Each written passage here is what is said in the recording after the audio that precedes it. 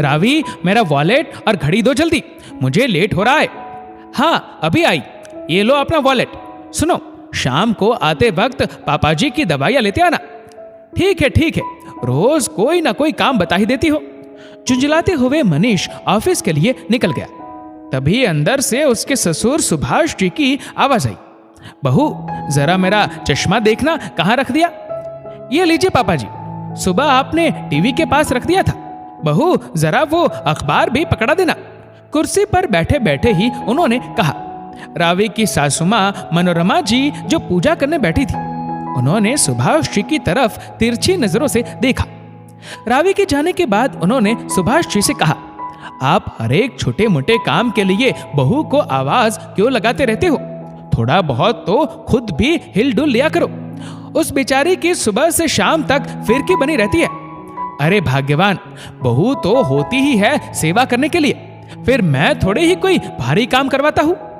बात हल्के और भारी काम की नहीं है, लेकिन हमें अपने काम खुद करने की आदत होनी चाहिए। वो शिकायत नहीं करती, इसका मतलब ये तो नहीं कि सब कामों का जिम्मा सिर्फ उसी का है। तुम तो अनोखी सास हो, सबके घरों में तो सास ही तानाशाही करती है, लेकिन तुम तो ससुर को ही तानाशाह बता रही हो। सुभाष जी ने दांत खिखियाते हुए कहा, जी सास तो मैं हूं, लेकिन हूं तो मैं भी एक औरत ही ना। मुझे पता है सुबह से शाम तक काम करने के बाद कैसा महसूस होता है।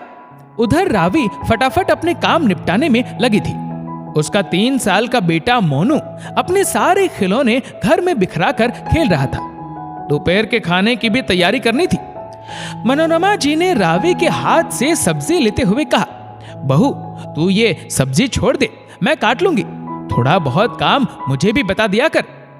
सासू मां की बात सुनकर रावी ने मुस्कुराते हुए कहा, ठीक है मम्मी जी, आप काट दीजिए, मैं छत से कपड़े उतार लाती हूँ। जैसे ही रावी ने छत पर जाने के लिए सबसे ऊपर वाली सीढ़ी पर पैर रखा, ना जाने कैसे उसका पैर फिसल गया। लड़खड़ाते हुए वो धड़ाम से नीचे आ गिरी। गिरने की आवाज सुनकर मनोरमा जी और सुभाष जी भागे भागे आए। देखा तो रावी दर्द से कराह रही थी। उसके पैर और हाथ में काफी चोट आई थी। किसी तरह से उन्होंने रावी को उठाकर बिस्तर पर लिटाया। अपनी मां की ऐसी हालत देखकर छोटा मोनू भी रोने लगा था।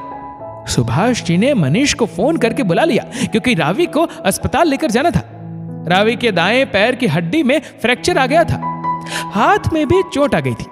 2 दिनों तक रावी को अस्पताल में भर्ती रखना पड़ा। घर संभालना सबके लिए मुश्किल हो रहा था। ऊपर से मोनू, वो तो मां के बिना खाना भी नहीं खा रहा था। जब रावी प्लास्टर बंधवाकर घर वापस आई तो मोनू की जान में जान आई। मनीष ने दूसरे दिन अपने मम्मी पापा से कहा, मम्मी डॉक्टर ने रावी को कम से कम 40 दिन का रेस्ट बताया है। मैं रावी के भाई को फोन कर देता हूँ कि रावी को कुछ दिनों के लिए अपने साथ ले जाए। क्यों बेटा, रावी को मायके क्यों भेज रहे हो? माँ, अब यहाँ कौन इसकी सेवा करेगा? आपकी तबीयत भी ठीक नहीं रहती और मुझसे तो घर और ऑफिस दोनों का काम होने से रहा। लेकिन बेटा, इस तरह उसे मायके भेजना अच्छा नहीं लगता।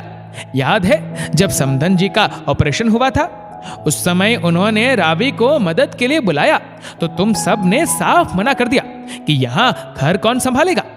अपने भाई की शादी में भी वो मेहमानों की तरह सिर्फ 2 दिनों के लिए ही मायके गई थी। बेटा, 5 साल से रावी पूरा घर संभाल रही है, हम सब की सेवा कर रही है, तो क्या हम सब मिलकर 1-1.5 महीना उसकी देखभाल नहीं कर सकते? सिर्फ मुसीबत के वक्त मायके वालों को परेशान करना ठीक नहीं है। माँ का तर्क सुनकर मनीष की गर्दन नीचे झुक गई। आप बोल तो ठीक रही है मम्मी, लेकिन इतना काम कैसे होगा? बेटा, रसोई का काम मैं देख लूंगी। हम कुछ दिनों के लिए एक आया रख लेंगे जो रावी की देखभाल कर देगी और घर की साफ सफाई कर देगी। और तुम और तुम्हारे पापा को भी घर के कामों में हाथ बटाना होगा और मोनू को भी संभालना है। माना कि रावी की तरह नहीं, लेकिन क्या हम इतने लोग मिलकर कुछ दिन अपनी बहू की सेवा नहीं कर सकते? ठीक है माँ, मैं आज ही कोई आया ढूंढता हूँ। अंदर कमरे में लेटी हुई रावी की आंखें सजल हो गई थी। उसे आज अपने इतने सालों की सेवा का फल जो मिल गया था। दोस्तों, इस वीडियो को लेकर आपकी क्या राय है नीचे कमेंट करके जरूर बताएगा। और अगर आपको वीडियो अच्छा लगा हो तो इस वीडियो को लाइक करेगा, शेयर करेगा ज्यादा से ज्यादा लोगों तक। और ऐसे ही और भी इंस्पिरेशनल वीडियोस के लिए सब्सक्राइब करें हमारे यूट्यूब चैनल को और फेसबुक पर फॉलो करें हमारे पेज को। धन्यवाद।